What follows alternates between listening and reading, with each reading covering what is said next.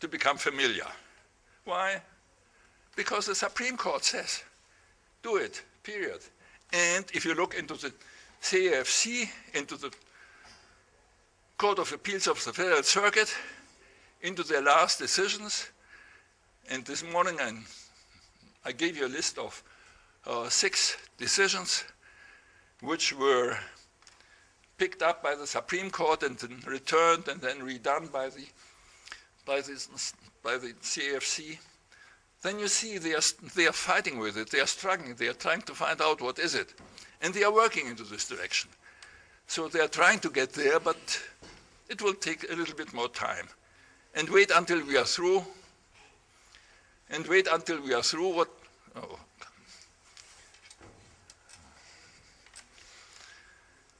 I hate this level of concentration. You know what? This is not a media event. Yeah, please disappear. I don't work like an idiot in order to be politically correct. I hate this nonsense. This is concentrated learning and concentrated struggling to get ahead, and not something like names dropping and just redoing the whole thing once more. Okay. So the term concept and that idea to decompose complex notions that we are using, which we are loving because our brain is longing for them, because they are so convenient to use. It's great, but our brain is cheating us. Don't trust our brain as to this respect. Our brain is optimized for the needs of the language in everyday communications. But we are not in the environment of everyday communications between persons. We are in the environment where you need preciseness and completeness and perfectness, and everything got to be correct, and everything got to be there.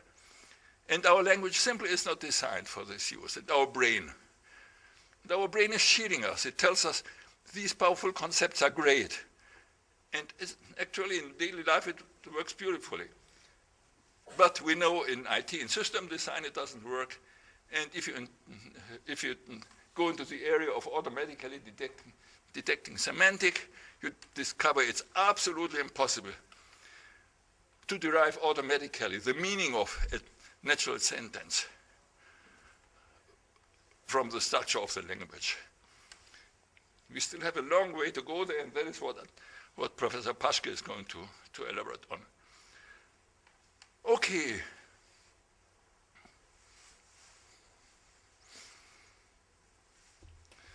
So the creative concepts in our stuff, they are sometimes abbreviated just by C, by the first letter, or CRC, if it's an inventive concept. And these got to be disclosed into that simpler concepts, and these simple concepts are meant to be really trivial, such as, I'll give you an example. A switch is within the network or out the network, period. This is the concept. Or that thing is red or blue or black. No other color admitted. This is a concept. Or that thing has a weight of 5 grams, or between 5 and 10 grams. This is a concept. And you see these concepts are independent. The weight is independent from the color, and the color is independent from the size, and the size is independent from, I don't know what, from in and out, and what else you could allocate, what meaning you could allocate. So these compound concepts, if you are talking about a pencil, this pencil, we are talking about its size, its weight, its color, everything in one. And this is by far too complex. We got to decompose the wording of our claims language into the basic terms, and then we got to become specific about what we see then. And what do we see then? Our language the same sentences that we had before, at a sudden show details which our brain could not recognize at easy reading.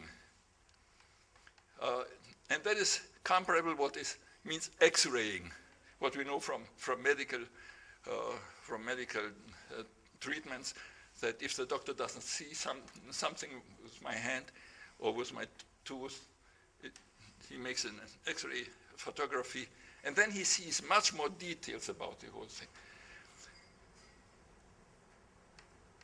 Why hasn't this been done since ever? There is a very simple reason. As we decompose these compound concepts into these simple concepts, our brain turns out no longer capable of keeping track about all the many details we have on the table at a sudden. The whole thing explodes, and our brain is not made for dealing with hundreds and hundreds and hundreds of details. It simply doesn't work if we don't have computer support. And that is the subject of this technology and of this presentation, how to deal with this complexity in such a way that we model what our brain does. So what we are doing during the rest of that presentation, that is, we are talking about an expert system that models what our brain is supposed to do or should do if it would work absolutely correctly. And we don't know, perhaps it works correctly, and we simply, because you know, it's so powerful, we don't know what it really does. It only occasionally tells us, oh, I have that feeling, and I see that, I have that argument, but it does not really tell us what it knows. So what we are doing, we are talking about a model that deals with all these that deals with all these details in such a way that we can easily get along with it. And if we need the details, that system would guide us to the appropriate details and abstract from all the other details. We cannot make our brain more intelligent. At least the conscious part of it. We cannot make the conscious part more powerful than it ever has been. But that system can guide that conscious part of our brain in such a way that we feel we are in our natural language, back in our natural language, but at a sudden we have all the information available and our brain gets all the support in order and not to be committing any wrong conclusions. Okay, and the first presenter will be Dörte, and she's going to explain the overall structure of the system and how it looks like at the user interface. And then Adriano will go into the formalism, into the next step. Because what we do with this system, we are taking on board a good deal of statements by the person of ordinary skill. You know these. You cannot go in semantic research in all the details. Somewhere you need somebody who tells you, okay, this is true, and this is true, and this is wrong, and this is wrong. And that is a person of ordinary skill who provides this basic information in patent law.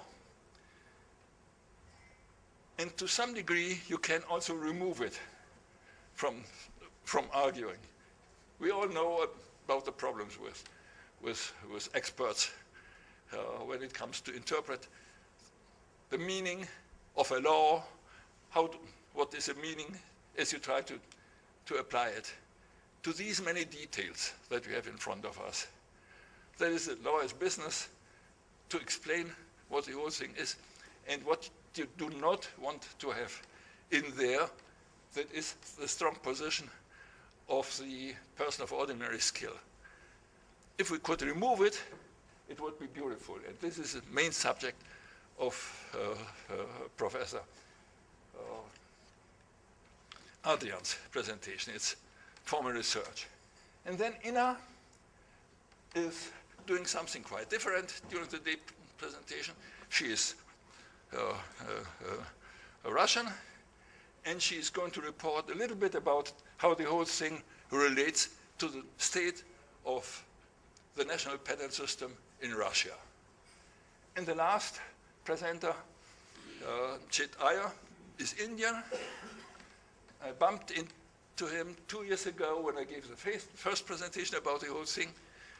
And I figured out here is a lawyer who knows what I'm talking about. Most lawyers don't understand what I'm talking about. And there's a sudden guy who understood what I'm talking. And he's pardon me? 2 years before, here in this conference only. Right. Absolutely here, the whole thing. Yeah. And he's now the lawyer that is helping me in Washington with the PDO, and we have several meetings at the PDO, and we are discussing with them. And he's going to explain what this expert system is a little bit as opposed, by contrast, to the other expert systems that are around. Okay, and then Dörte, go ahead.